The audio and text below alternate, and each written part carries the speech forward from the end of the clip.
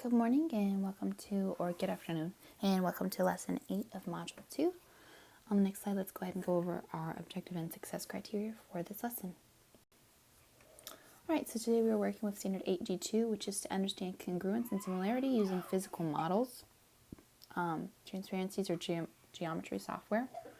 By the end of the lesson, you'll be able to complete a sequence of transformations involving both translations and reflections. So let's just kind of break this down a little bit. Sequence. This means more than one, so more than one movement.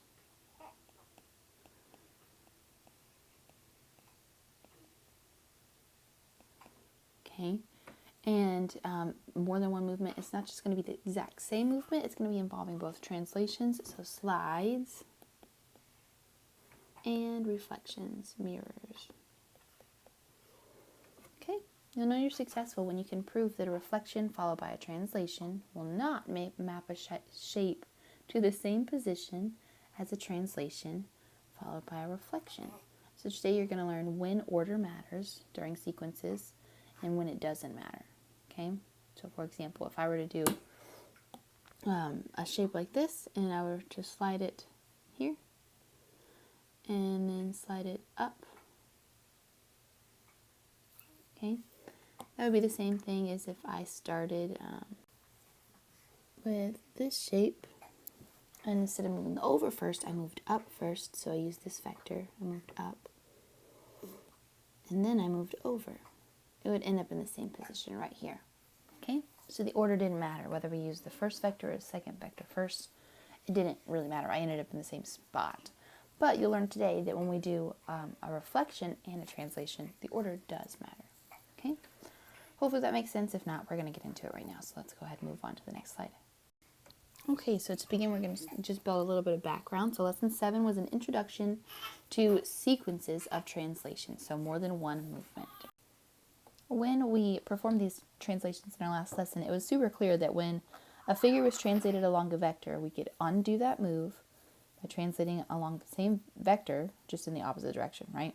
That's called an inverse transformation. Okay? Note that not all transformations can be undone, so that's what we're going to be learning about today. For that reason, we'll investigate a sequence of reflections. All right? It says, let there be a reflection across line L. So we have line L here, highlighted in green, and we're going to reflect across it. Okay? What would undo this transformation? So if I take this point A and I reflect it across, it becomes A prime. How would I undo that? Well, you would reflect it across line L again. Sorry about that, my alarm went off. You would reflect it across line L again, and it would be mapped right back to its own position. So a reflection is always its own inverse.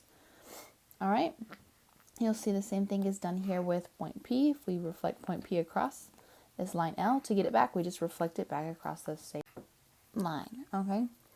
And then down below it says trace this picture in the line. We don't have transparency, so we're not going to trace it. Today we're just going to have to be doing a little bit of just kind of imagining things.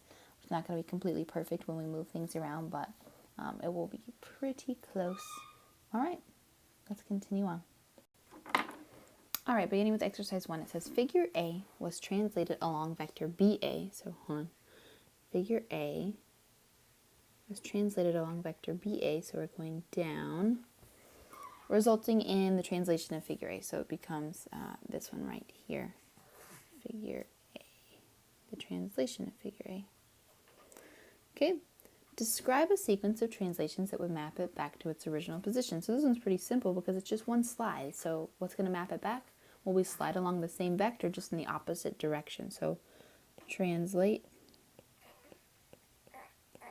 along vector AB this time.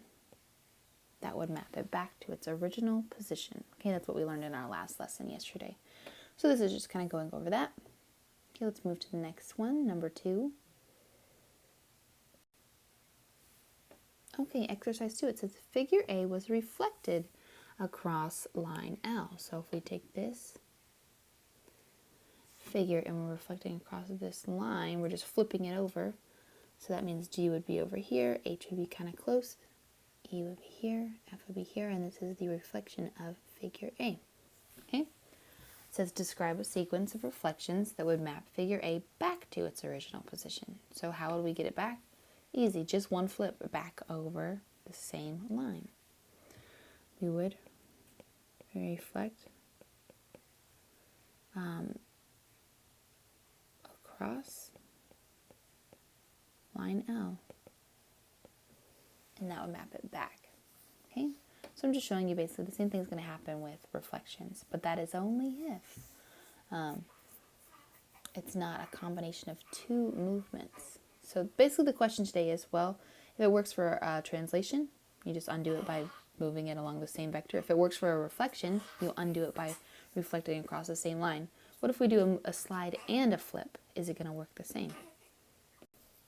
So again, I wrote it off to the right so that you have it. To undo a translation, we translate along the same vector. To undo a reflection, we reflect across the same line. Okay, if you want to write this down, you can. You do not have to, but I would suggest writing it down just so that you have it. Okay, so that's what we've proved here. Let's move on. This last exercise here with the same image is kind of simple and self-explanatory. It says, can translation be A? So if we move something along this line here, be undone or undo the translation of DC? So the answer to that is no. So the only way you can undo a translation is if you use the same vector that was originally used. And so that's what we're going to write down here as our answer. No. To undo a translation, you must use the same vector. And the reason being is if we have this figure here, figure A, and we slide along DC, and our new figure is over here,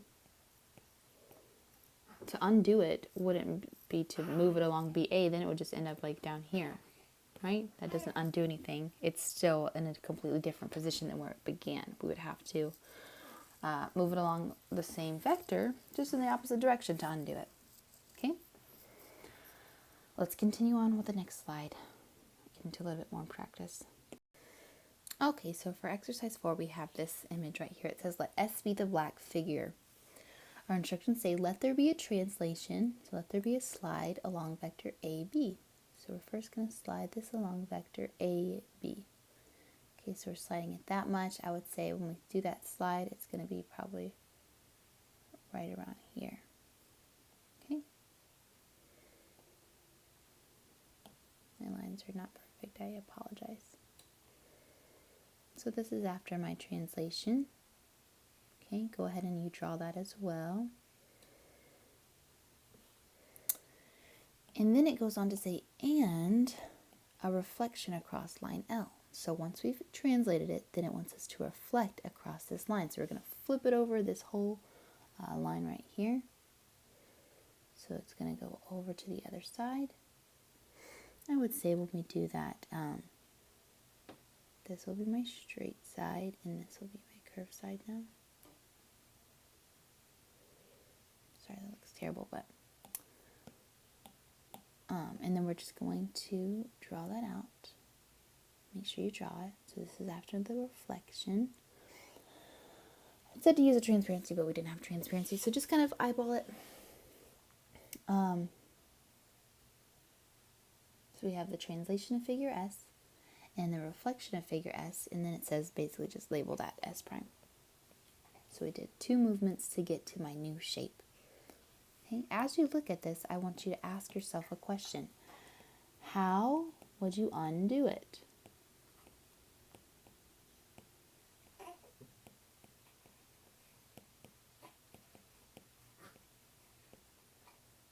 How would you undo this movement sequence?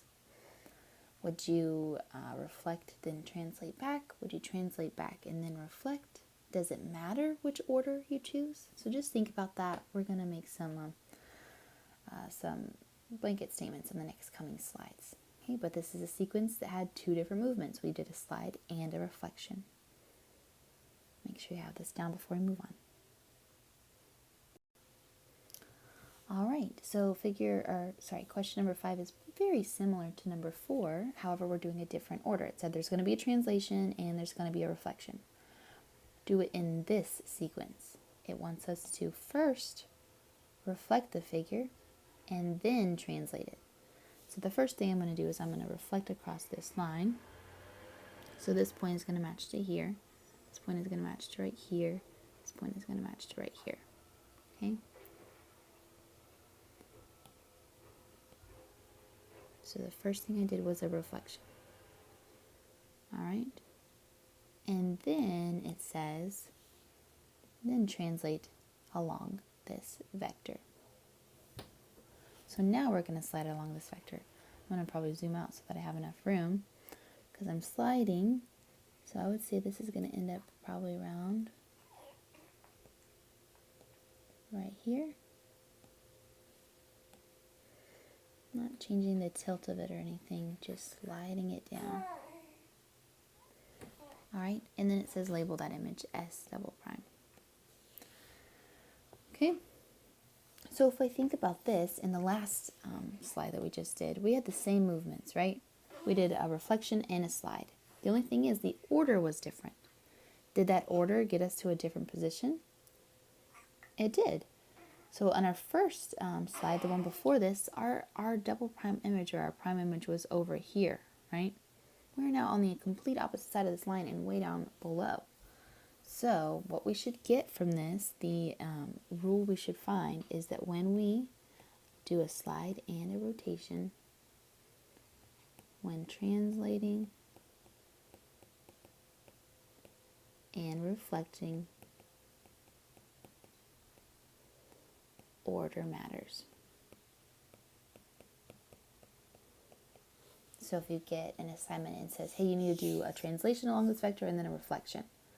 Well, if you, and it says, here's the order, translate, then reflect, and you reflect, then translate, you're going to get a different answer than if you were to follow the order they give you. So follow the sequence they give you, the order of movements they give you, because it does matter with this.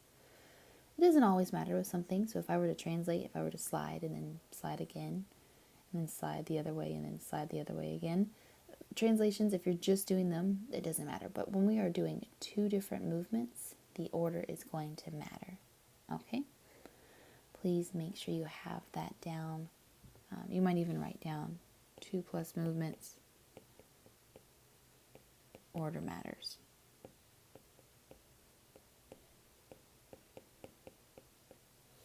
Okay?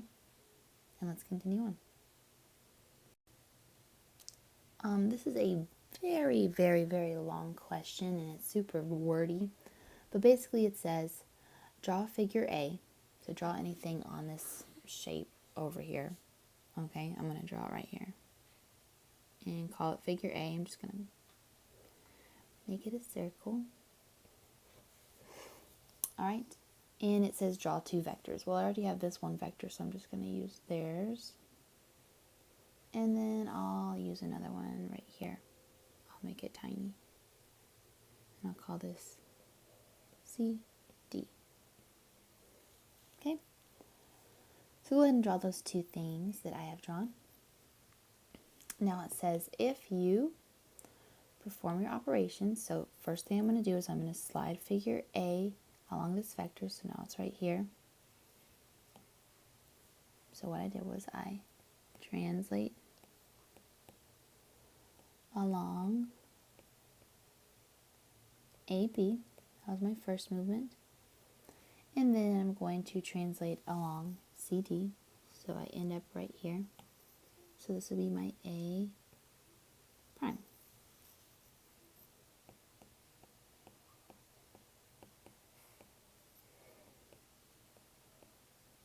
Alright, so I did 2 movements along AB and then along CD. And it's basically going to ask you, would that be the same if you did CD first, then AB? Well, if I do CD first, I'm just going to take this shape and I'm going to go up right here. I'm going to end up right about here. And then I'm going to translate along vector AB and it'll slide down and it'll be right here. It'll be A double prime as well. So if I switch these orders, I still end up in the same position, okay? So when you are translating and you have the same type of transformation, you're sliding both times, the order does not matter, okay? Let's continue on. Okay, here's your lesson summary for today. It says a reflection across a line, followed by a reflection across the same line, places all figures back to their original position. So here's an example of that. Here I have a line. Here I have a shape. If I reflect across this line, to get it back, I would just have to reflect across the same line again, okay? And then the next thing we learned today, it says a reflection followed by a translation. So if I were to reflect across this line and then maybe slide, does not place the figure in the same location if you do the translation first. So if I take this and I do the slide first,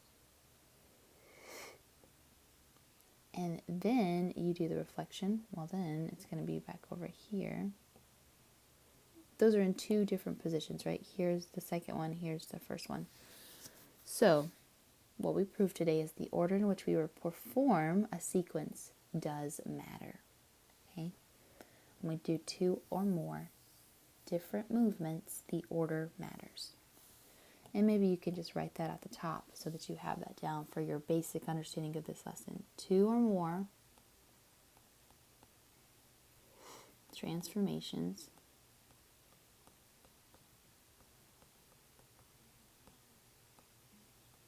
our order will matter. Okay, so you always want to follow the sequence that they describe, that they tell you. Okay? Hopefully that makes sense to you. Let's move on. If it doesn't make sense to you, if you don't feel confident, please rewatch the lesson video, okay? Before you complete the exit ticket and reflection. Don't just do it to do it. Make sure you're really thorough with this lesson and you're good to go before you complete it.